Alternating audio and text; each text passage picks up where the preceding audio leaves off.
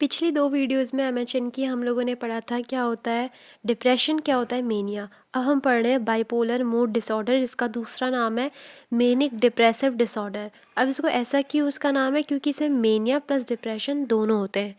अब वो मेनिया बहुत ज़्यादा भी हो सकता है और हाइपोमेनिया भी हो सकता है, या डिप्रेशन की फेज़ जो है वो बहुत सीवियर डिप्रेशन भी हो सकता है, फिर बहुत माइल्ड डिप्रेशन भी हो सकता है, पर दोनों प्रेजेंट होते हैं। कभी उसे मेनिया होगा, कभी उसे डिप्रेशन होगा। और इसका जो ऑनसेट है वो यूजुअली 20 से लेके 30 ईयर्स ऑफ एज के बीच में होता है। और इसके जो सिम्टम्स हैं वो बच्चों में वो काफ़ी लेट या फिर अर्ली एडोलसेंट पीरियड में अपीयर होते हैं। अब हम देखते हैं जो मेनिया वाली इसमें फ़ेज़ होती है उसमें हमारे क्या क्या सिम्टम्स आते हैं। तो मेनिक फेज़ में जो पेशेंट होता है उसका एक्सपेंसिव मूड होता है, डिल्यूजन ऑफ ग्रैंडियोस उसमें होता है, हाइपर इरिटेबिलिटी होती है, इंक्रीज साइकोमोटर एक्टिविटी होती है, साइकोमोटर एजिटेशन होता है, एक्सेसिव सोशल एक्सट्रोवर्जन हो जाता है अचानक से जो कि पहले नहीं था, रैपिड स्पीच होती है, फ्रीक्वेंट टॉपिक चेंजेस होते हैं, डिक्रीज नीड ऑफ स्लीप होती है, फिर भी वो काफ़ी फ्रेश फील करता है। उसके बाद उसका जो फूड इनटेक है वो काफ़ी कम हो जाता है क्योंकि वो ज़्यादा और एक्टिविटीज़ में इन्वॉल्व रहता है, इम्पल्सिविटी होती है, इम्पेयर्ड जजमेंट होता है। और उसकी जो स्पीच का पैटर्न है वो काफ़ी लाउड और रैपिड होता है, प्यूनिंग होती है, राइमिंग होती है, क्लैंग एसोसिएशन होता है, वल्गर होता है।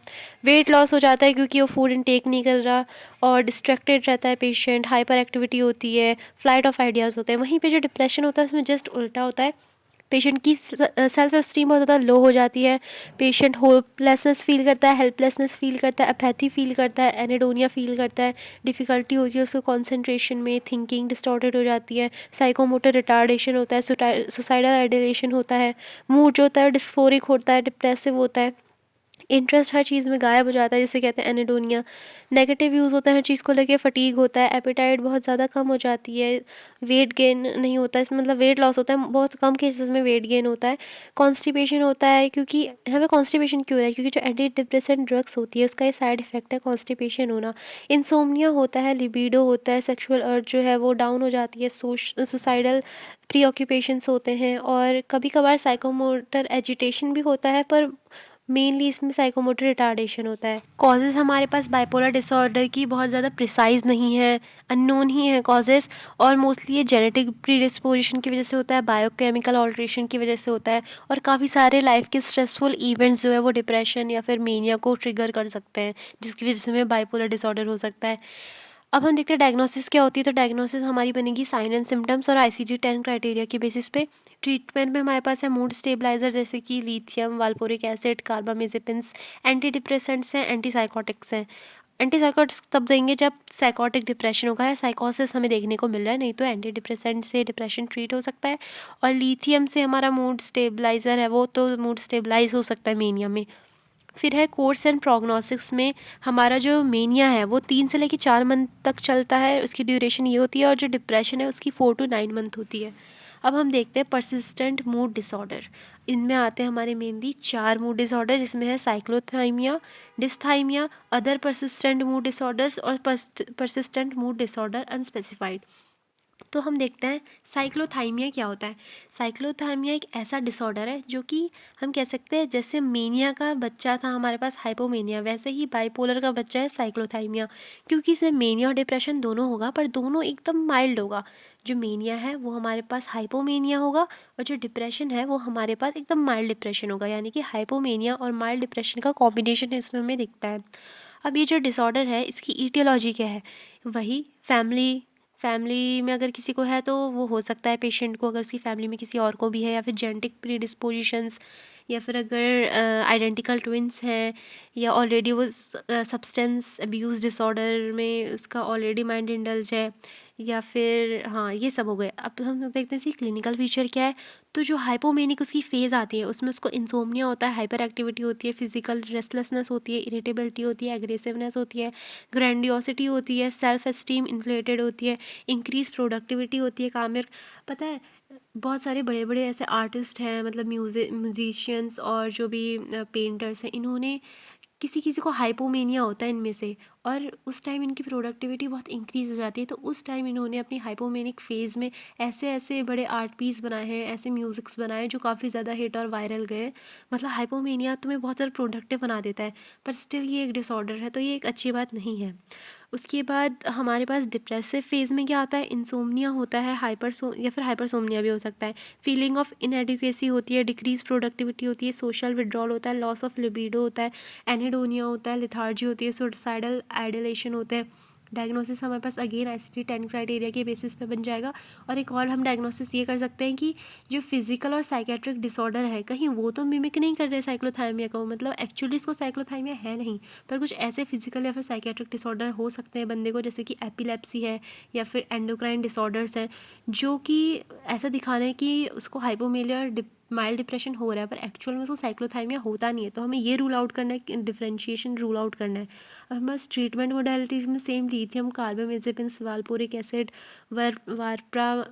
वर्पामिल है, वेरियस एंटी डिप्रेसेंट्स है, इंडिविजुअल साइकोथेरेपी है, कपल और फैमिली थेरेपी है। नर्सिंग इंटरवेंशन में हम एक्सप्लोर कर सकते हैं ऐसे वेज़ जिससे पेशेंट कोप अप कर पाए अपने मूड चेंजेस को, और हम पेशेंट को ऐसी वोकेशनल अपॉर्चुनिटीज़ बता सकते हैं, मतलब ऐसी जॉब अपॉर्चुनिटीज़ बता सकते हैं जिसमें उसके पास फ्लेक्सिबल आवर्स हों, खुद को टाइम देने के लिए, थोड़ा स्ट्रेस कम रहे उसकी जॉब में। और हम पेशेंट को ऐसी एक्टिविटीज़ में इंडल्ज कर सकते हैं, सपोज़ अगर वो आर्टिस्टिक है, उसका अंदर टैलेंट है आर्टिस्टिक चीज़ों का, तो फिर हम क्या कर सकते हैं, उसको ऐसी चीज़ों में इंडल्ज करेंगे, क्योंकि ऐसी चीज़ों से बहुत ज़्यादा रिलैक्सेशन मिलता है, क्योंकि उससे एक आउटपुट निकल के आता है और आपको अपनी वर्थ बहुत ज़्यादा इंक्रीज्ड फील होती है। फिर डिस्थाइमिया जो होता है, उसमें क्या होता है, डिस्थाइमिया ना सिर्फ माइल्ड डिप्रेशन होता है, इसमें मेनिया नहीं होता, इसमें माइल्ड डिप्रेशन होता है, जो कि 2 साल तक चलता है एडल्ट्स में और 1 साल तक चलता है बच्चों में। अब इसकी जो एटियोलॉजी है वो ये कह रहा है कि जो सेरोटोनिन लेवल है वो कम रहता है इन लोगों में, ये देखा जाता है कि इन लोगों में बहुत कम सेरोटोनिन लेवल पाया जाता है, और इस डिसऑर्डर की वल्नरेबिलिटी उन लोगों में ज़्यादा देखी गई है जिनको अदर पर्सनैलिटी डिसऑर्डर्स भी हैं साथ में। अब इसके क्लिनिकल फीचर्स क्या क्या हैं, जो साइकोलॉजिकल सिम्टम है उसमें परसिस्टेंट सैडनेस दिखती है, एंग्जियस होता है पेशेंट, एम्प्टी मूड होता है, एक्सेसिव क्राइंग होती है, इंक्रीज्ड फीलिंग ऑफ गिल्ट होता है, हेल्पलेसनेस होती है, होपलेसनेस होती है। फिजियोलॉजिकल सिम्टम्स में हमें वेट और एपेटाइट चेंजेस दिखते हैं, स्लीप डिफिकल्टीज दिखती है, रिड्यूस्ड एनर्जी लेवल दिखता है। डायग्नोसिस अगेन हमारे साइन एंड सिम्टम के बेसिस पे और ICD-10 क्राइटेरिया के बेसिस पे होता है। ट्रीटमेंट में हमारे पास है short term psychotherapy, behaviour therapy, group therapy, anti depressants like SSRIs, TCAs। Nursing intervention में हमारे पास है supportive measures such as reassurance, warmth, availability and acceptance. हमें पेशेंट को एक्सेप्ट करना है जैसा वो है, उसको वार्मथ फील करवानी है अपनी कन्वर्सेशन से, और उसको काफ़ी ज़्यादा सपोर्टिव मेजर्स देने हैं जिससे मतलब वो फील करे कि हाँ वो भी कुछ कर सकता है लाइफ में। उसके बाद हम क्या है, उसको पेशेंट को टीच करेंगे उसकी इलनेस के बारे में, क्योंकि जितना ज़्यादा हम अपनी इलनेस के बारे में जानते हैं उतने ज़्यादा उसके अच्छे प्रोग्नोसिस के चांसेस होते हैं। फिर हम एनकरेज करेंगे पॉजिटिव हेल्थ हैबिट्स पेशेंट को, जैसे कि आपको एक्सरसाइज करनी चाहिए, वेल न्यूट्रिशियस डाइट लेनी चाहिए, प्रॉपर रेस्ट लेना चाहिए। जो हमारा बाइपोलर डिसऑर्डर है उसका onset late years of life में बहुत रेयरली दिखता है, क्योंकि ये 20s और 30s का डिसऑर्डर है, इस पीरियड में हमें ज़्यादा देखने को मिलता है। पर अगर उनमें बाइपोलर डिसऑर्डर हो रहा है तो वो डिप्रेशन उसमें ज़्यादा प्रीडोमिनेंट होता है ओल्ड एज में, प्लस उसमें जो साइकोटिक फीचर्स होते हैं वो हमें ज़्यादा दिखते हैं, और सुसाइड अमंग जो वो होते हैं ओल्डर एज वाले, उनमें डबल रिस्क होता है सुसाइड करने का। ECT ट्रीटमेंट इनमें बहुत इफेक्टिव होता है डिप्रेशन के लिए, और इनकी टॉलरेंस काफ़ी ज़्यादा होती है एंटी डिप्रेसेंट के साइड इफ़ेक्ट्स में। लेकिन अब हम ये देखते हैं कि एल्डर्स को क्यों चांसेस हैं बाइपोलर डिसऑर्डर होने के। बहुत सारे रीजंस होते हैं, जैसे कि उनकी फिजिकल और मेंटल एबिलिटी का लॉस हो जाता है, जैसे जैसे एज बढ़ती जाती है, उनके स्पाउस का या फिर फ्रेंड्स या फिर किसी भी लव्ड वन की डेथ भी हो सकती है उस वजह से, कोई फिज़िकल इलनेस उन्हें है, या फिर रिटायरमेंट के उससे, या उनको बहुत ज़्यादा वरीज बर्डन है, इन सारी स्ट्रेसफुल चीज़ों से उनको डिप्रेशन के बहुत ज़्यादा चांसेस होते हैं। अब हम देखते हैं follow up care, home care and rehabilitation हम कैसे देंगे पेशेंट को विद डिप्रेशन और उनके फैमिली मेम्बर्स को। तो सबसे पहले हम पेशेंट को, उनके फैमिली मेम्बर्स को बताएंगे कि आखिर ये डिसऑर्डर है क्या, डिप्रेशन क्या होता है, इसके क्या साइन एंड सिम्टम्स होते हैं। उसके बाद हम बताएंगे क्या इंपॉर्टेंस है उनको, हम जो हम थेरेपी दे रहे हैं उसकी, जो भी सपोर्ट ग्रुप्स हम यूज़ कर रहे हैं उनके ट्रीटमेंट के लिए, उसकी क्या वैल्यू है उसकी, और वो ये सब चीज़ें कहाँ से उनके पास ये रिसोर्सेज आ सकते हैं, हम उनको ये बताएंगे। फिर है हम उनको बताएंगे कि जो भी मेडिकेशन हम उनको एडमिनिस्टर कर रहे हैं उसका एक्शन कैसे होता है, उसका क्या साइड इफ़ेक्ट है, क्या स्पेसिफिक उनको इंटरवेंशंस लेने चाहिए, और हम उनको बताएंगे कि साइड इफ़ेक्ट्स को आप कैसे मैनेज करेंगे। उसके बाद हम पेशेंट की कोपिंग एबिलिटीज़ बढ़ाएंगे और उनको बोलेंगे कि अपनी प्रॉब्लम वो खुद सॉल्व करना सीखे, पर अगर नहीं हो पा रही है तो किसी की असिस्टेंस ले सकते हैं।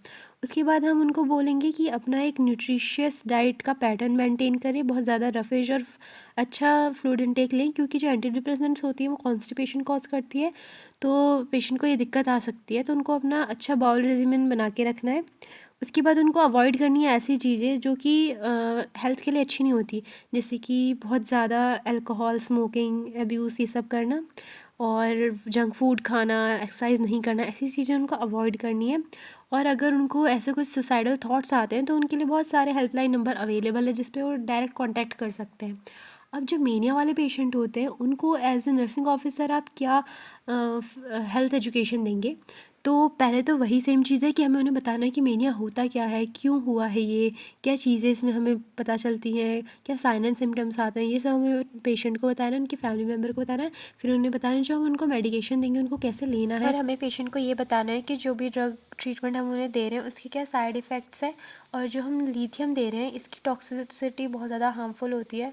तो हमें पेशेंट को ये बताना है कि आपको कितने इसमें डोज लेनी है स्पेसिफिक, और साथ में कितना सॉल्ट एंड फ्लूइड इनटेक आपको लेना चाहिए इसके साथ। उसके बाद हम पेशेंट को ये बताएंगे कि क्या ऐसे बिहेवियर होते हैं जिससे हमें पता चलता है कि पेशेंट में मेनिक एपिसोड अभी आ रहा है, उसका ऑनसेट हो रहा है। अब रिहैबिलिटेशन में हम पेशेंट को और उसकी फैमिली को ये बता सकते हैं कि आपके पास कितने रिसोर्सेज अवेलेबल है, जैसे कि डे केयर सेंटर्स हैं, शेल्टर्ड वर्कशॉप्स है, कंटिन्यूस केयर क्लिनिक्स हैं, ये सारे प्लेसेस आपके पास हैं जहाँ पे आप अपना रिहैबिलिटेशन कर सकते हैं। और इसके साथ साथ आपको पेशेंट को बता रहे हैं कि क्या होती हैं बेसिक हाउस कीपिंग कोर्सेज, और मनी मैनेजमेंट कैसे करते हैं, ट्रांसपोर्टेशन कैसे करते हैं, decision making and appropriate time leisure activities कैसे करते हैं। तो ये सारी चीज़ें आपको पेशेंट को बतानी है। और आपको ये बताना चाहिए कि 10th ऑफ सितंबर को हमारा आता है world suicide prevention day, and 10th of October को हमारा आता है world mental health day. So that's all for today. Okay, bye.